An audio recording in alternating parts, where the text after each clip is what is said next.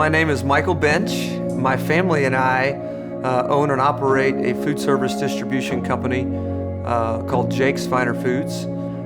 We sell restaurant supplies to restaurants, hotels, country clubs, grocery stores.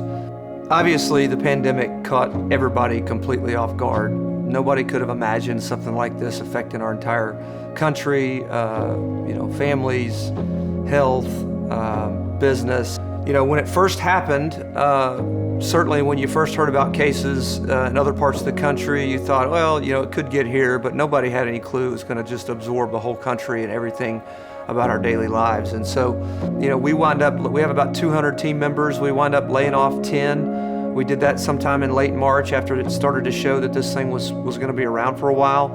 And then we did some very temporary payroll salary cuts.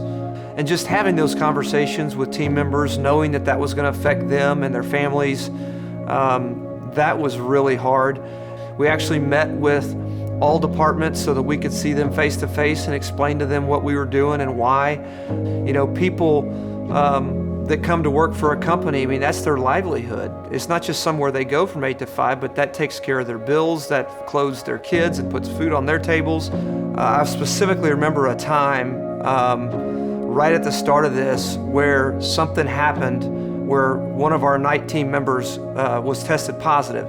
We actually went down, I remember it was a long walk down from our offices down to the warehouse and addressed the night team and just said, look guys, we got to be honest with you. One of our team members tested positive, and we know by telling you that, you guys may decide to walk off the job right now, but we felt like we owed it to you to be honest and tell you the measures that we're taking with social distancing and masking, and we were spraying the facility multiple times a week.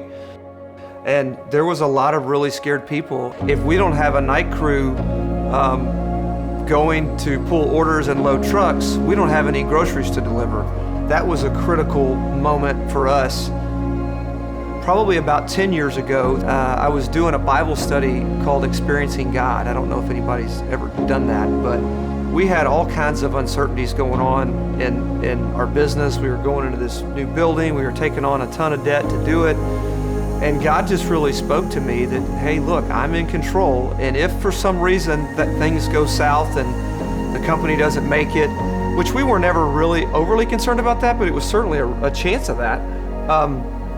God just spoke to me and said, look, if that happens, I'm still going to be there with you. So if we know that, why should we, as believers, spend time getting all upset about circumstances? And again, I get upset about circumstances. I don't want you to think that I've got this all figured out. But if we know how it ends. And so, similar to this pandemic, there was never a doubt in me that God was going to see us through this. I don't want to tell you that it wasn't stressful. It was absolutely stressful. And we're still not totally through it. But I believe with all my heart that God is faithful, that He's always in control and His timing is always perfect. And in the end, He's going to work all this for His good. So my hope comes from not in my circumstance at the time, but it's knowing how the story ends. It's knowing that God is victorious. And it's knowing that whatever happens, He's going to bring good out of it. And He's going to get the glory. And so that's always been for me where my hope comes from.